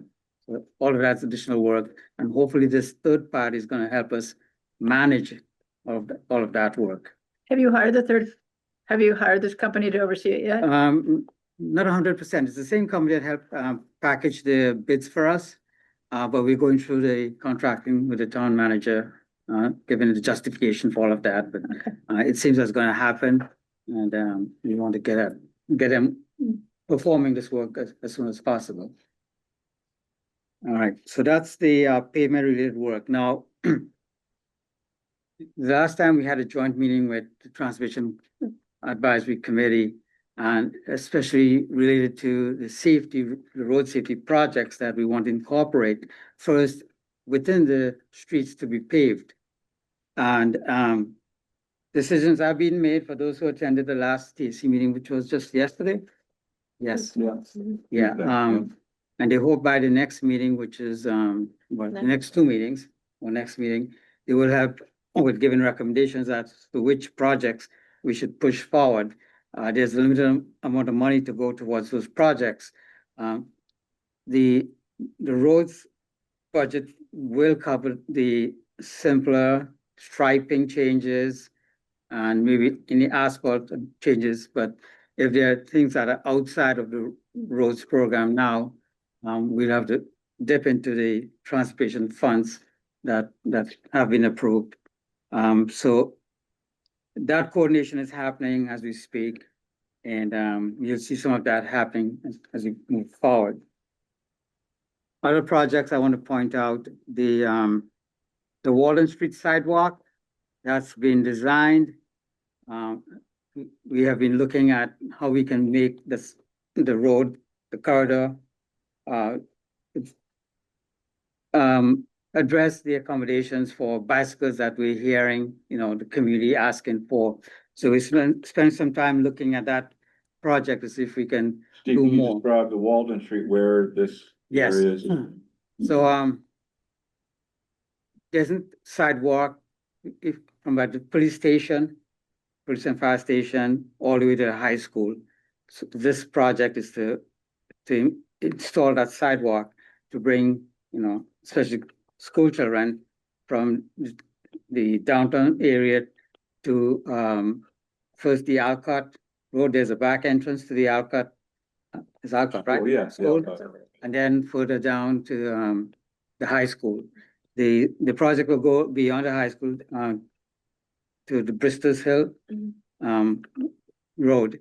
So, and then we're looking at, so that sidewalk will be on the, what side will that be? That'll be either the west or, I think it's the west side of the road. And we're looking to see if we can get some bicycle accommodations along the roadway itself. That was a grant that was, That partially, yeah. bicycle, that's not pedestrian, okay, that's bicycle. That bicycle? No, sidewalk for Okay. pedestrians and bicycle accommodations. within the Where, street. what, I thought the approval for our budget was no new sidewalks, so where's this coming from? So, $500,000 was a grant, Complete Streets grant, Okay, yes. Can I, and because when you touch that area anyway, there's this big discussion from Thoreau Street down to Walden, this little stretch where last fall people put out this. It's a request for extension or, you Yeah. know, yeah. Is there a way to get a grant for that, or is this attached to something that we can address the concerns there, or? We will continue to apply for grants Yeah. for sidewalks that are the highest priority. And so that is one of the requests that's on the list that's been put toward the TAC for them to identify the priority. And if we don't have the funds to do it, then yeah. we will Because I found the consider grant. phones were generating even more hazard because the bikers were always going around the phones. Yeah. And when there was a car and a biker going like that, it was more dangerous than without the cones. So that's just Yeah. a challenging situation. So there are a variety of grants we can pursue, the Complete Streets grant, the Safe Routes to School, and then some, occasionally other grants come up. We continue to do so. The thing with the Complete Streets, until you finish your One. current project, you cannot apply for another round. So that's. Okay. so we're stopping the sidewalk at Bristler's Hill. I mean, one of the problems I see is in the summer, everybody walking to Walden. You know, they park at Ferryland and walk. But there's no way we can help them with that. I mean, cause then once you get across Route 2, there's not a sidewalk there. Right. Across Route 2, there's a There's path. sidewalk. There's a So path. now I'm gonna have from Bristler's Hill to Route 2, which is what, 100 yards? And no No, sidewalk? it's probably, I don't know the exact, but I think it's longer It's than longer that. than- It's longer than that. Quite a bit of challenges to get a sidewalk there, and an embankment that comes down. We've been asked the consultant working on the Walden Street project Yeah, to give me a concept to get the path all the way to Route 2. And then based on our concept, we can come for the cost, and it's probably a future phase, whether it's a Okay. grant or Yeah. local funding. it's been great to get those people Yeah. off the road. 'Cause- So I'm gonna sort of emphasize for Public Works, the mandate for Public Works was make the roads better. The pavement condition is the metric that we're being judged on. And so we've broken it up so that Public Works will focus on the pavement improvements. There's $2.5 million that has been, you know, part of that ask to allow for some safety improvements. Could include some of these things, but the reality is we have 100, it's a list of now, it's been consolidated to about 120 of interests or needs that have been expressed, and it does become a little bit of a rabbit hole. Once you connect this, now what about this? All these things are sort of incremental, so we're trying to develop a system and work with TAC and planning to help them identify and prioritize some of these opportunities. So in the past, there was always a question of, well, what's engineering deciding, or why are you doing this and not that? And it seemed like it wasn't in context of, it was special interest focused, not the more holistic, all the needs. So we've identified all the needs, or at least interests, worked with TAC. We have a list that is a report that shows, will identify what what's on our radar, approximate costs, order of magnitude. Some may be multi-million dollars, like Kenny Dunn Square. Some may be $15,000 new crosswalk in a certain area of town. But at least for the first time, it's not just engineering or the traffic management group that are aware of these. Now everybody knows these are all on the radar. And so the prioritization is going to be facilitated through TAC. That's the intent. That's part of their role and responsibility. And some of these things may go outside of just routine. They may end up at town meeting. You know, maybe there is a ask for money to do these safety improvements. So this is all, you know, it's good in that it's the first time we've really captured it, but it's also a learning experience of how to manage that in a way that is efficient. So, yeah. Okay, continuing, Silver Hill, there's a project that we've broken through phases. Phase 1 is complete. Phase 2, the water work was completed towards the end of last year. And then not too long ago, we did the drainage work. Contractor found an opening, did the drainage work. So what's left is the road restoration. Within weeks, they'll be coming back into complete reclamation and the paving. And that will bring that neighborhood right up to par.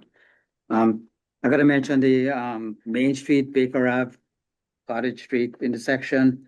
That's been designed by Jacobs. And you remember we talked about the neighborhood meeting, a lot of interest in bicycle accommodations, concerns about that came up. So we went back to the drawing board, Jacobs did, and was able to widen the shoulders, not to the bike lane width, which is required when you're curbing. They need to be 5 feet wide, but wider than, than would have been. And then we send that out for peer review at Stantec, and only yesterday I received the results of the peer review. Stantec had some more comments, which I'm going to pass on to Jacobs to address.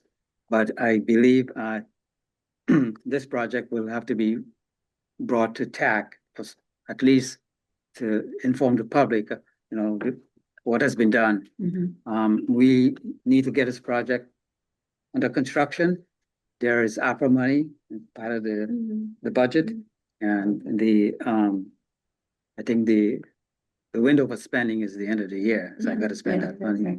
So you'll see And that. it is understood by TAC that they have to make their decision or recommendation ASAP. Well, I do not think, I think TAC will, as long as the people who raised the concerns are happy with the changes, TAC will go along. But you're saying that it'll be presented at a TAC meeting Yeah. for the public to be aware of To be, what's been changed. Okay. to understand the changes. So how's the process right now? Does TAC need to do approval, or is it They're just advisory. advisory? So it's just FYI then, or? Yeah, there's still discussions, Ben, but the real issue is TAC will be the venue for these safety enhancements, improvements to be vetted, discussed, reviewed. They have regular meetings. The routine is not set up because we've just developed this tool. They're still trying to understand the tool. Even staff is still trying to understand how best to maintain it. So we've sort of agreed that this first year of implementation, and it's important to say, there's been a lot of angst about this, but I will tell you, there's a lot of upgrades and improvements that are a result of all of this work. It's really significant. And unfortunately, we continue to deal with the wrinkles, not the opportunity, but engineering is already working with Stantec on, we talked about some of the signage improvements, some striping improvements, things that are now consistent with what the transportation study is going to be recommending. So we're already integrating some of these things into our design concepts. And it's really just ironing out the details of when does the general public aware and how significant, you know, whether it's a crosswalk in one small area of town versus a major intersection, is probably going to involve different levels of interest and outreach. And that's to be sort of determined. I think it's just to keep an eye on and keep us informed this year, going in loops with Yes, tech. yeah. And the other thing is this driving up the cost of the program? Correct, and the allowance for, what Steve mentioned, signs and lines and dip downs and things like that, would be part of the roads program. But when they're beyond that, we're going to sort of be capturing that through the $2.5 million and allow TAC to understand where is that budget, so that they understand there's, you know, there's a budget for these. And if they want to advocate for certain projects, then I think we'd be listening and be willing to, you know, Yeah, proceed. and what I mean is driving the cost is that consultants spend more and more time in going in loops. Yes, thank you. At this point, Sven, yes, we are dipping into that $2.5 million for the consultants Yeah. to do this safety work, because it isn't pavement. Yeah. So that is upfront cost, but once we get through it, I think it's gonna be a lot less lenient to consultants. Well, on Tuesday, they're having, Sandtech is coming to TAC to present their comprehensive study on transportation in the town, right? Yes. So that's gonna be a good informative meeting. And that's through the planning, you know, Mhm. that's not a public works driven. No, that's it's the planning at driven. TAC. Yes, exactly. And that's that's the planning group as opposed to the engineers who are working on our projects, yeah. Right, moving on, let me just talk a little bit about stormwater and drainage, and Sammy's here, so I gotta give her credit for the things that she's doing. Starting with the stormwater utility, bills, we continue to send bills out.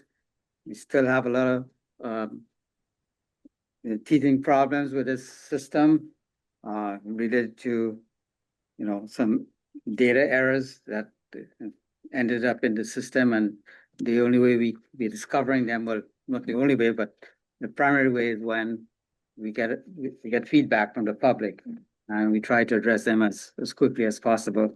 And in the report, we talked about that a bit. The number of account related errors, 153 of those. 83 new service accounts have been created. We also have applications for abatements, mostly related to errors in the impervious area calculations. And so we work with our GIS folks to correct those.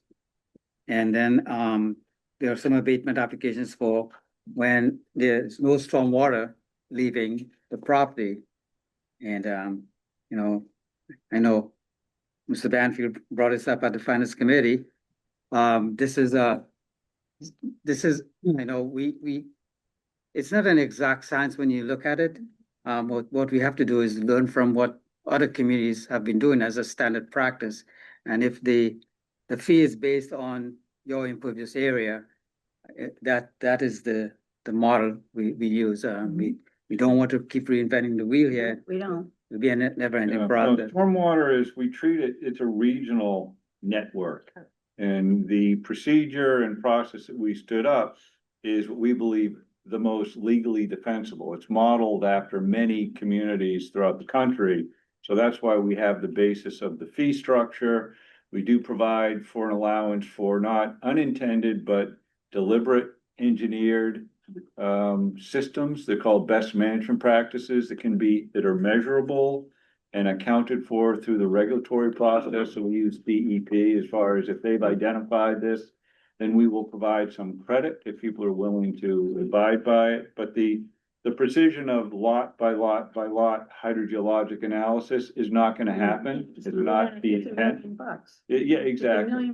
It would be, and spend that much money. we'd be spending it on analysis, Right. and yes, so that's where it has been simplified, and again, modeled after what a lot of other communities do. And so we've kind of learning that, but a lot of these questions, we are about to start providing a response. It was compiling them, get them out, but as Steve mentioned, and I'm gonna just reiterate, there was a number of account issues up front just because of record issues that need to be corrected. That's part of startup. That's not an ongoing problem. That was the 153 parcels with just account record information that wasn't accurate in the assessors or in our GIS. 39 or close to 40 abatement requests. Some of them include, well, I don't have a paved area. I have a driveway, but it's gravel. Well, that's not a designed, that's still impervious cover. Water can't filter through that. It wasn't designed for that. If someone has porous pavers or things like that, that is engineered, that's deliberate. So those are where we are sort of working through some of the messaging. And I would say we're a little bit challenged with the schedule and returning back for everybody, but we're working on that and we hope to have that cleaned up fairly soon. So These High are level. eventually supposed to come to us, so if out of these 50 or 60, are they gonna come here? if there's an appeal to the decision, and that's where the decision's based on this information that we've talked about in the past. So we're about to go there. I will say that the bills are getting cleaned up. The receivables are coming in as projected. And so, the program, again, this is a lesson that is, if I can go on the tour and start speaking to communities about standing up stormwater, we've learned some things in Concord, but I'm sure other communities have gone through the same thing. Sure. So Now you know what you do in retirement, man. now I know. Yeah. I had the same issue you did, which I spoke to them about, is that they didn't put you on automated billing if you were already on automated billing. Correct. Or they And- didn't put some people. The person I spoke with said it was episodic or it was one-offs, but. Yeah, we are looking at that where it's this auto pay issue, and I know Paula Bertram has been working with the light plant and the vendor NISC. That's part of what we talked about with the compost.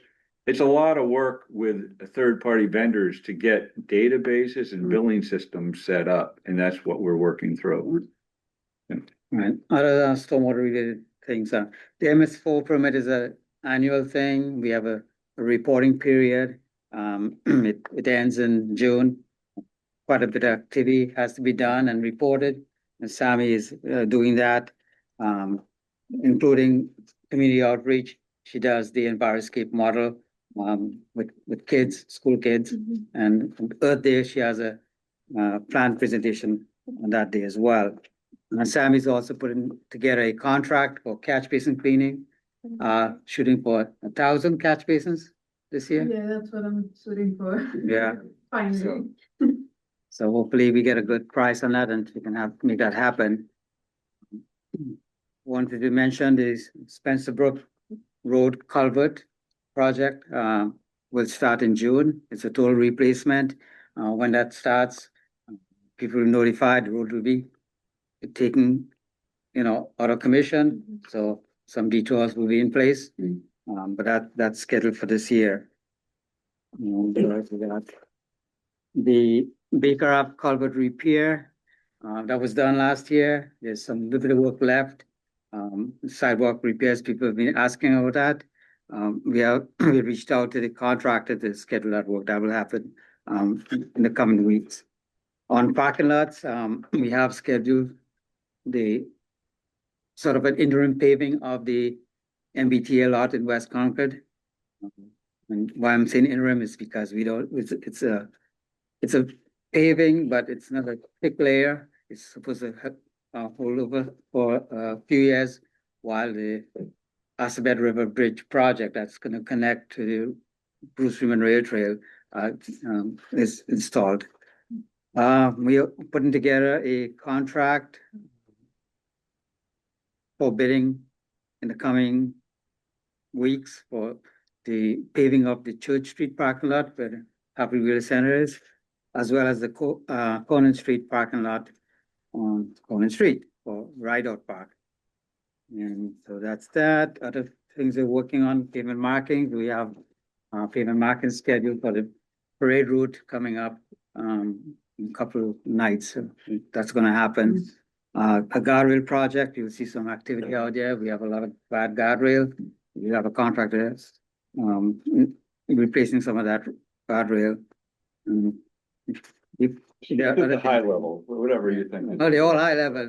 And one reason why I'm going to the paints is because it is, just as you mentioned, Alan, just a couple of people left, and we still have to keep these things going. We just can't stop. I mean, I'm tempted to stop. The last time, at the last meeting, there was mention when I talked about escalation and liquid asphalt and fuel costs, somebody said, well, put off the paving. Well, at that point in time, I didn't know, but I'm really tempted. Yeah. But anyway, that's it. If you have any questions, I can have. So there's a sentence in a guardrail project that vehicle damage continues to be an expensive part of the guardrail replacement program. So what's the message? You're telling us Concordians strive over proportionally strong against guardrails, or is it? We have, we do a capital request for roadside guardrail. It's for replacement, not necessarily damaged, but deteriorated. But if someone through an accident hits a guardrail and you don't go after them because it's not a reported thing, and you don't have insurance paying for it. So it takes away from our capital dollars. And where we have 6 miles of guardrail we have to replace, it's going to prolong that plan. So usually you get it from insurance, then there's a. We haven't been very successful. Try to do it. Try, and, yeah. So. Thank you so Okay, much. thanks. We have one more division, facilities, Russ Carlston, facility manager. I know Russ can be very brief, so. I am Russ, see you later.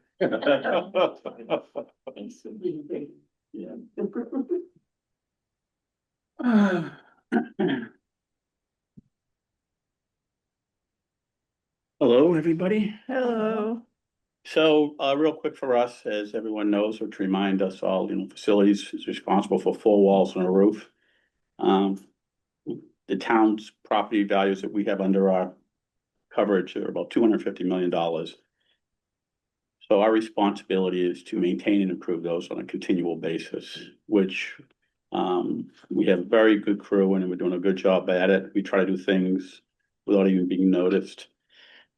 One of the projects that was recently completed was the field house at Rideout Park. So if anyone utilizes those spaces, go in there this year and have a look at it and see how you feel about it compared to last year or the many previous years. It's been a nice little upgrade, all done in-house at really affordable pricing.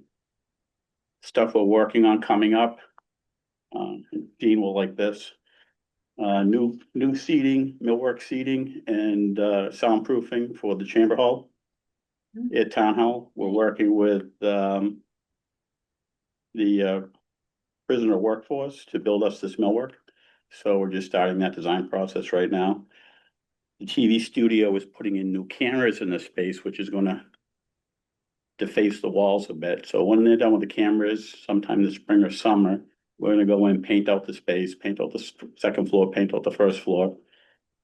Then we're going to put new carpet in on the second floor and the hallway, and also down in the lobby to help with the sound transmission, which should help.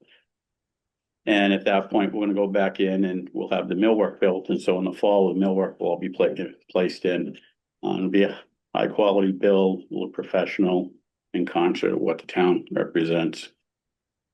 And You may even be able to hear in the hearing room. yeah, Should be good. yeah. So The millwork is chairs? it's in I don't have any photos, but it's wooden construction, a half circle desk for 5 select board members. There'll be 2 separate wing pedestals. We'll seat 2 people each that will accommodate the school committee and needs. And also there'll be a space there for legal and town clerk as they need to be there, which is typical of most cities and towns. Yeah. They have a really dedicated space. Yeah. And it's gonna be rotated in that space 90 degrees, so windows are gonna be to the back of the space. So they'll be looking from one set of windows to the other. And the TV studio will have easy access back and forth, because they always Good. gotta deal with stuff, so it should increase the seating capacity and make it less noisy. Good. So we've got about 37 projects going on right now in various stages, everything from the COA project, which is finishing up. I think that's gonna top out at $650,000 in construction costs. And That's for the 150, stairs. yeah, How could it cost that much money for stairs? but that's the reality we live in. So the original plan was not to do a lot of the work we did. They did this real decorative design, which got rejected because it was $600,000 4 years ago. But it didn't address the front entry, which was falling apart. It didn't address the ramp, which was falling apart. It didn't address the fact there was no ADA compliant access from Main Street to the parking lot. So we've incorporated all that into this work. And if anyone's driven by and they've seen the new stone walls and the new front steps with the specialty railings and everything else. So it's a very nice job. So the entrance on both sides is being updated to that The building. main entrance to the Council on Yeah. Aging. And then all the stuff all the way down, all new stairs, every piece of concrete was ripped out and is getting replaced as we speak. It would have been done last year, except the contractor did a bad job on a stair concrete pour. We made them rip the entire stair out and redo it, so put a 3-week delay on it. So we got about another 2 weeks of work on that. And I'm sure there'll be a celebration on that one. So this campus is gonna get new roofs. We've been trying to get this done, but we put this behind the Beatty Center. We're helping them getting their new roofs on. So that kicked off this week. So now we're gonna start focusing on this process. And there's a lot of stuff going on. How's contracting going?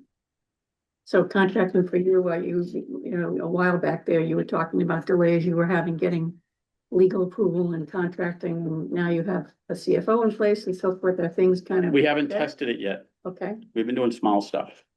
And there's a lot of other divisions that were having projects go through. And so we didn't want to overburden them, although we did warn them about a month ago about 12 or so that are gonna be coming down the pike of different scales. Yeah, we try to communicate, year end, year beginnings, very challenging because, we're closing out contracts, opening new. Some of them are very time sensitive, and so we're trying to give them as much notice. And I think we're still working towards, they are developing a system. We don't have it yet, but we need to make these things just routine and, I think Yeah, we're working. we have to work with them so they can get their stuff figured out. Yeah. And then we'll tooth into it, right? Because our needs are really easy. We send them a piece of paper, put it in a contract, give it to us, but they gotta get their stuff figured out. So I think it's gonna be better soon. And then, we work hand in hand on the sustainability front, so we're still trying to work on the ESCO process, but that's tied in with a natural gas contract. But with world events now, natural gas contracts are not worth going after because the prices are so high. So we'll stay with the contract we have for the time being. And what's ESCO? So that's where you're gonna Energy combine with Service this Company. Yeah, You that's and what the we school, partner. we're gonna go together and. Yeah, that's where we'll partner with the school on that. And that's about it. It's constant movement. Very good. Thank you. Thank you, Russ. Appreciate it. All right, anyone have anything else to add? It doesn't look like it. All right. All right. I, Andrea Solomon, adjourn this meeting. Great. Good. Sorry, there's, Oh, there's one. they did say, Sorry, we're not adjourned. Linda Neiman had her hand up. I want to make sure Linda, can you unmute? Yes, no? No. Oh, yeah, No, we can hear you. Hear you. We can hear you. But she muted herself again. Oh. Can we help Linda unmute? Okay, I kept saying that I couldn't unmute myself. The host wasn't letting. I'm so sorry. I know you all want to go home. I just wanted to ask on the Thoreau Road, since people are just my camera looks really weird on your screen, but are we going to let people walk in the road for another year with their kids? I mean, can we focus? I know the sidewalks will take a while, but the main danger spot is because people are traveling so quickly, so fast on that road. Can we just try to slow people down? I know people don't like speed humps, but they're extremely effective at getting people to slow down, and they can be temporary until sidewalks are put in place. I mean, people are on the road with strollers. It's just very concerning. I wish I mean, it would be great if we could consider temporary measures like that to get people out of dangerous situations like that, instead of waiting for 5 years down the road to have money. Can we put that in front of the TMG or TAC? I would. Okay. Yeah, I mean, this is, Linda's been following TAC, so I think she's just looking at another opportunity to Okay, share an yeah. interest, but I Well, don't think it's the definitely first be time there this has on been heard, but Tuesday, so, I appreciate that it's on the radar. All We know right. that. yeah, all right, thank you so much, Linda. Yeah, but Thanks. just on that, as I said, what was done last fall, I found more dangerous than. Right, People. yes, Right. so we will put that in front of TAC and TMG Mhm. for sure. Okay, all right, thank you. I Okay. adjourn this meeting now.